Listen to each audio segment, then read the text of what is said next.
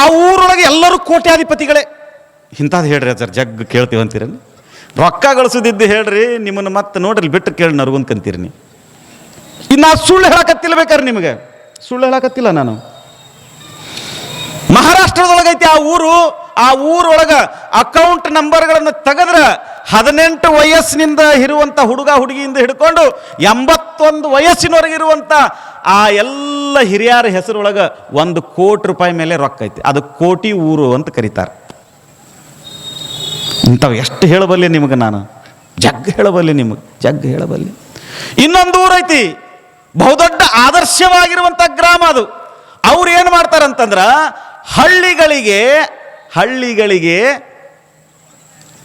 ದುಡ್ಡು, ನಗರಕ್ಕೆ ಆರೋಗ್ಯ.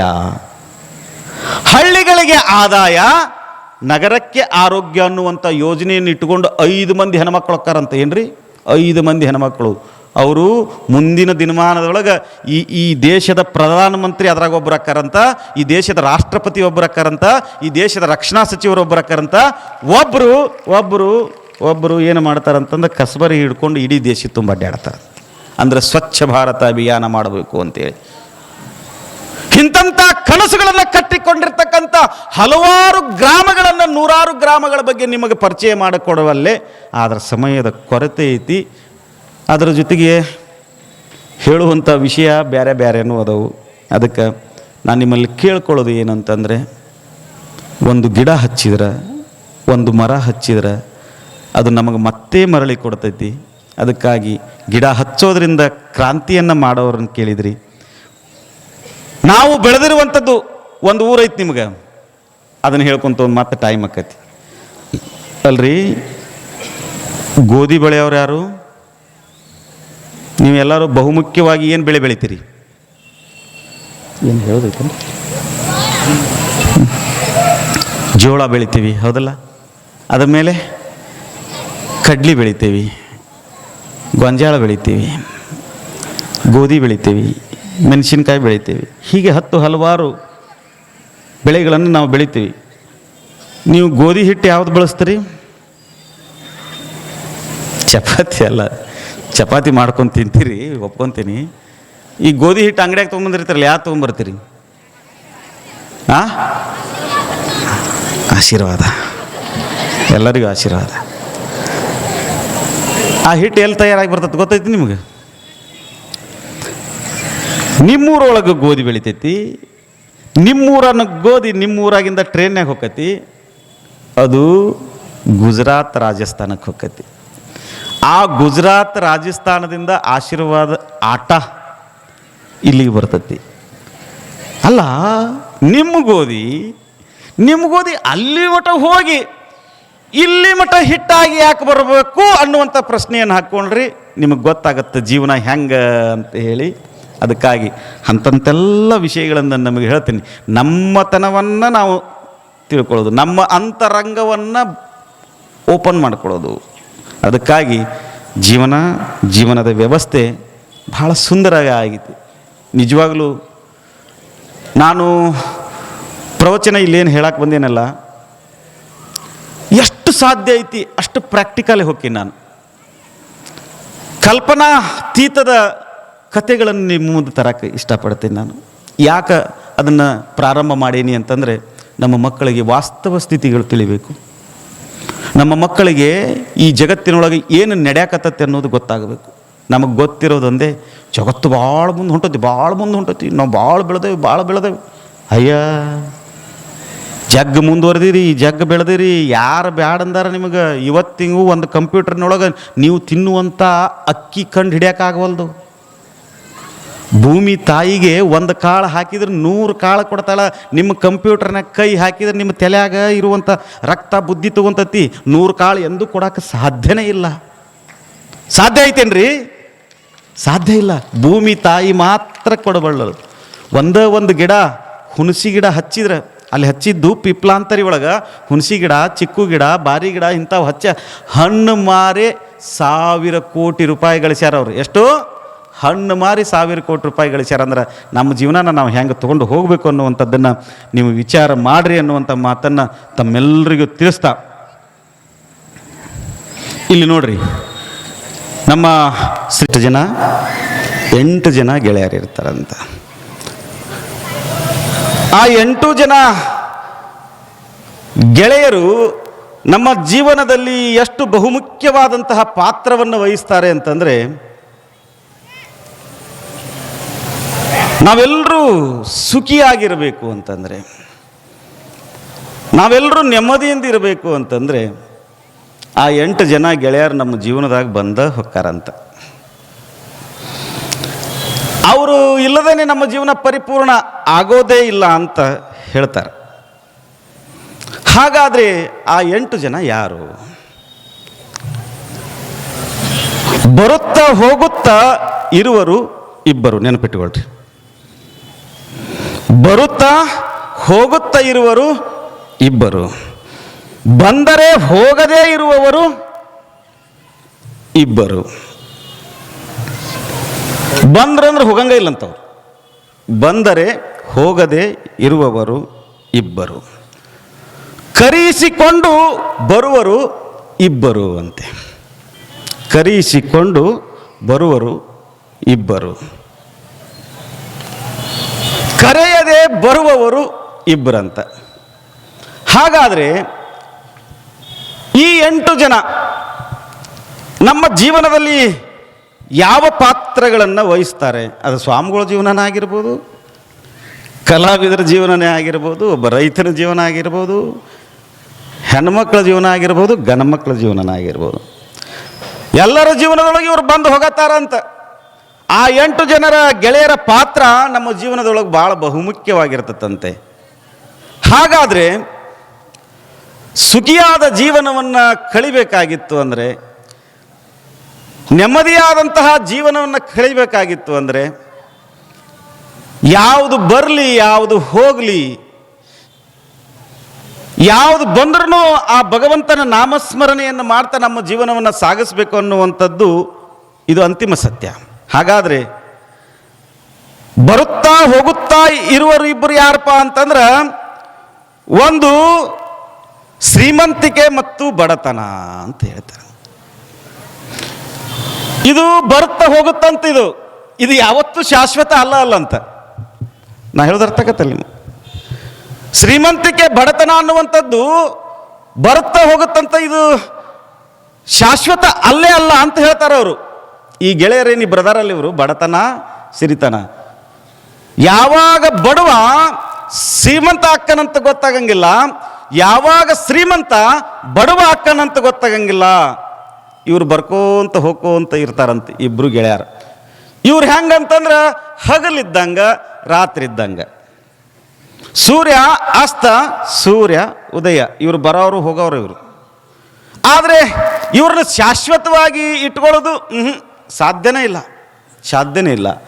ಶಾಶ್ವತವಾಗಿ ಇಟ್ಟುಕೊಂಡಾರ ಅಂತ ಅನ್ನೋದು ಉದಾಹರಣೆ ಈ ಜಗತ್ತಿನೊಳಗೆ ಇಲ್ಲವೇ ಇಲ್ಲ. ಅದು ಹಂಗೆ ಏರ್ಪೇರ್ ಆಗತ್ತೆ, ಬರುತ್ತಾ ಹೋಗುತ್ತಾ ಇರ್ತದೆ.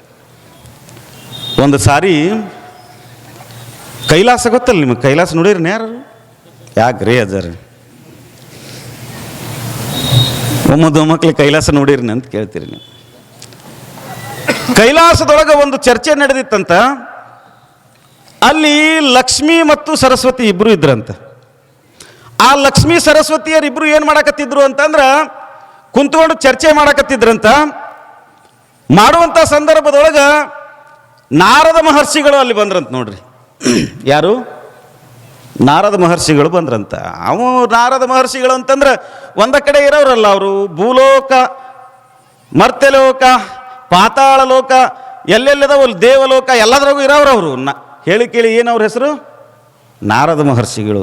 ಆವಾಗ ಲಕ್ಷ್ಮೀ ಸರಸ್ವತಿಗೆ ಅಂದ್ಲಂತ, ಅಲ್ಲ ಲಕ್ಷ್ಮೀ ಸರಸ್ವತಿ, ಈಗ ನಾರದ ಮಹರ್ಷಿಗಳು ಬರ್ತಾರ, ಇವರು ಭೂಲೋಕಕ್ಕೂ ಹೋಗ್ತಾರ, ನಮ್ಮ ಹತ್ರನೂ ಬರ್ತಾರ, ಇನ್ನೊಂದು ಲೋಕಕ್ಕೂ ಹೋಗ್ತಾರ, ಹೋಗಿ ಎಲ್ಲರ ಭವಿಷ್ಯನೂ ಹೇಳ್ಕೊಂಡು ಬರ್ತಾರೆ ಇವರು.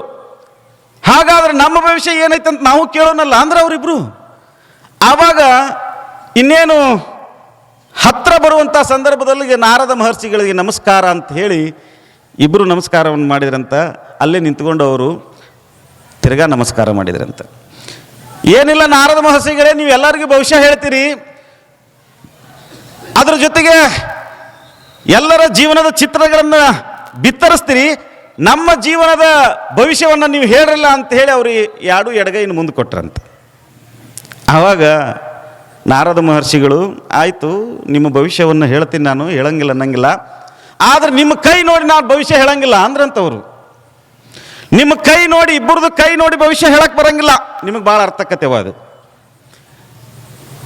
ಯಾವಾಗ ನಾರದ ಮಹರ್ಷಿಗಳು ಹಂಗಂದ್ರಲ್ಲ, ಆಯಿತು ಮತ್ತೆ ಹೆಂಗೆ ನಮ್ಮ ಭವಿಷ್ಯವನ್ನು ಹೇಳ್ತೀರಿ ನೀವು?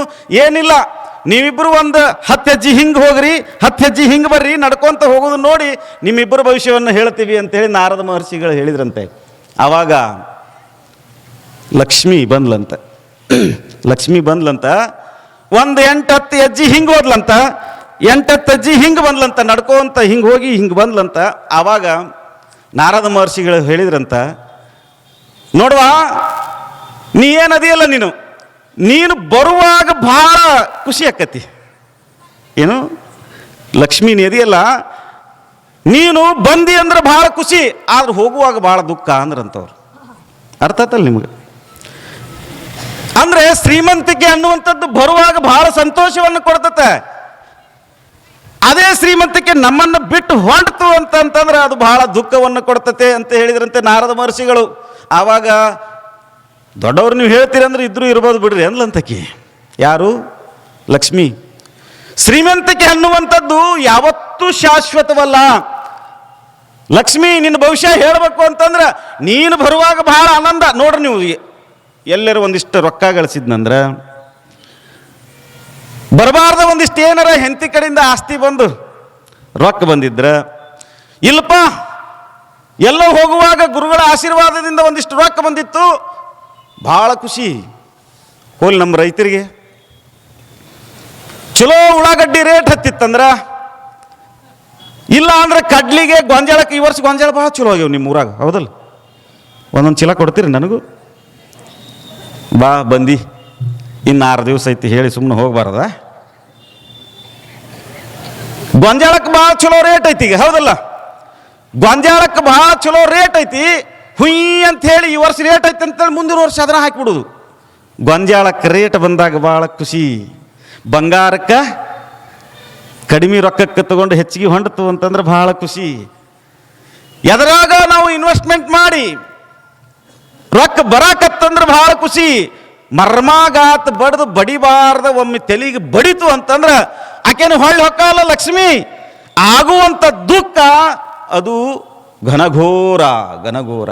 ಲಕ್ಷ್ಮಿ, ನೀನು ಬರುವಾಗ ಭಾಳ ಖುಷಿಪ್ಪ, ನೀನು ಹೊಕ್ಕಿಯಲ್ಲ, ಹೋಗುವಾಗ ಭಾಳ ಕೆಟ್ಟ ಅನಿಸ್ತತಿ, ಭಾಳ ದುಃಖ ಆಕತಿ. ನೀ ಇಲ್ಲ ಅಂದ್ರೆ ಕೈ ಆಡಂಗಿಲ್ಲ, ನೀ ಇಲ್ಲ ಅಂದ್ರೆ ಕಾಲ ಆಡಂಗಿಲ್ಲ. ನೋಡ್ರಿ, ನಾರದ ಮಹರ್ಷಿಗಳು ಹೇಳ್ತಾರೆ, ಭವಿಷ್ಯವನ್ನು ಹೇಳಿದ್ರೆ ಹಿಂಗೆ ಹೇಳ್ಬೇಕಂತ. ಸುಮ್ಮನೆ ನಾವು ಕೈ ನೋಡಿ ಭವಿಷ್ಯ ಹೇಳ್ತೀವಿ ಅಂತೀವಲ್ಲ, ತಪ್ಪೇನಲ್ಲ. ಭವಿಷ್ಯ ಅದೊಂದು ಶಾಸ್ತ್ರ.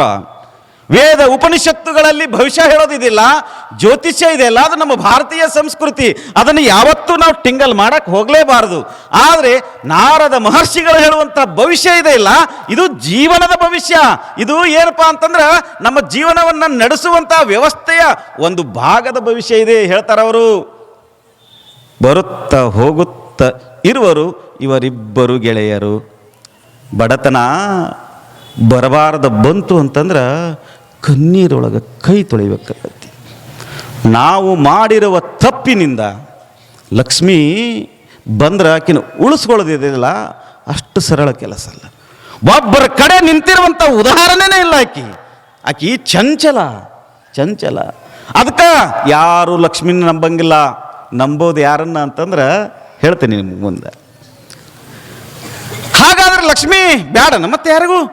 ನಮ್ಮಂಥ ಸ್ವಾಮಿಗಳಿಂದ ಹಿಡಿದು ಕಲಾವಿದರಿಂದ ಹಿಡಿದು ಇಲ್ಲೇನು ಕುಂತಾರಲ್ಲಿ ಎಲ್ಲರಿಗೂ ಲಕ್ಷ್ಮಿ ಬೇಕಾ. ಯಾಕಂದ್ರೆ ಲಕ್ಷ್ಮಿ ಇಲ್ಲ ಅಂದ್ರೆ ಆಟ ಇಲ್ಲ. ಭಾಳ ಜನ ಅಂಗಡಿಗೆ ಹೋದ್ರೆ ಜೀವನವೇ ಅದ್ರೊಳಗೆ ಕಳಿತೈತಿ, ಜೀವನವೇ. ಆದರೆ ಅದೇ ನೆಮ್ಮದಿಯನ್ನು ಕೊಡ್ತಾನ? ಇಲ್ಲ, ಅದು ನೆಮ್ಮದಿಯನ್ನು ಕೊಡಂಗಿಲ್ಲ. ಶ್ರೀಮಂತಿಕೆ ಅನ್ನುವಂಥದ್ದಿದೆಯಲ್ಲ, ಅದು ಶಾಶ್ವತವಲ್ಲ. ಹಾಗಾದರೆ ಬಡತನ ಬಂದ್ಬಿಡುತ್ತಪ್ಪ, ಎಂಥ ಬಡತನ ಬರುತ್ತಂತಂದ್ರೆ ನಿಮಗೆ ಹೇಳ್ತೀನಿ, ಮಗಳು ಇನ್ನೇನು ಓದಬೇಕು, ಮಗ ಇನ್ನೇನು ಯಾವುದಾದ್ರೂ ಒಂದು ಕೆಲಸಕ್ಕೆ ಹೋಗಬೇಕು, ಅಷ್ಟೇ ಅಲ್ಲ ಯಾವುದಾದ್ರೂ ಒಂದು ಒಳ್ಳೆಯ ಕೆಲಸವನ್ನು ಮಾಡಬೇಕು ಅನ್ನುವಂಥ ಹಂಬಲ ಇರ್ತದೆ, ಹತ್ತಿರ ದುಡ್ಡು ಇರಂಗಿಲ್ಲ. ಕೊಡಬೇಕು ಅನ್ನುವಂಥದ್ದು ಭಾಳ ಇರ್ತೈತೆ ರೀ. ಎಚ್ಚರೇಶ್ವರ ಜಾತ್ರಾ ಮಹೋತ್ಸವದ ಕೊಡಬೇಕು ಅನ್ನುವಂಥ ಹಂಬಲ ಭಾಳ ಐತಿ, ಆದ್ರೆ ನನ್ನ ಹತ್ರ ರೊಕ್ಕನ ಇಲ್ಲ. ಒಂದಿಷ್ಟು ಮಂದಿ ಆ ಕಡೆ ರೊಕ್ಕ ಇರ್ತೈತಿ, ಕೊಡಬೇಕು ಅನ್ನೋದು ಇರಂಗಿಲ್ಲ. ಅಂದರೆ ಶಾಶ್ವತವಾಗಿರುವಂಥದ್ದಲ್ಲ, ಅದು ಬರುತ್ತ ಹಂಗೆ ಹೋಗುತ್ತ, ಅದ್ರ ಕಡೆ ನಾವು ಗಮನ ಕೊಡಬಾರದು ಅಂತ ಇಲ್ಲಿ ಹೇಳ್ತಾರೆ. ಈ ಇಬ್ಬರು ಗೆಳೆಯರದಾರಲ್ಲಿ ಇವರು ಭಾಳ ಚಂಚಲ ಗೆಳೆಯರು, ಇವರೆಲ್ಲ ಭಾಳ ಚಂಚಲ ಗೆಳೆಯರು. ಬಡತನ, ಸಿರಿತನ, ಬಡತನದ ಬೇಗೆಯಲ್ಲಿ ಮೊನ್ನೆ ಒಬ್ಬರು IAS ಅಧಿಕಾರಿ ತೀರ್ಕೊಂಡ್ರು. ಯಾರು ಗೊತ್ತು? ಮಹಾಂತೇಶ್ ಬೀಳ್ಗಿಯವರು. ಅವರ ಜೀವನದ ಚರಿತ್ರೆಯನ್ನು ಒಂದು ಸಾರಿ ನಾವು ಏನಾದರೂ ಕಣ್ಣು ಇಣಿಕಿ ಹಾಕಿ ನೋಡಿದರೆ ಅವರು ಹೇಳ್ತಾರೆ, ತಮ್ಮ ಜೀವನದಲ್ಲಿ ನನ್ನ ತಾಯಿ ನನ್ನನ್ನು ಓದಿಸುವಂಥ ಸಂದರ್ಭದೊಳಗೆ ಊಟ ಇಲ್ಲದಕ್ಕೆ ಬರೀ ನೀರು ಕುಡಿಸಿ ನಮ್ಮನ್ನು ಬದುಕಿಸ್ತಿದ್ಲು ಅನ್ನುವಂಥ ಮಾತನ್ನು ಹೇಳ್ತಿದ್ರು. ಅದೇ ಬೀಳ್ಗಿಯವರು, ಮಹಾಂತೇಶ್ ಬೀಳ್ಗಿಯವರು ವಿದ್ಯೆಯನ್ನು ನಂಬಿ ಏನು ಮಾಡಿದರು ಅಂತಂದ್ರೆ ಮುಂದೆ ಒಂದು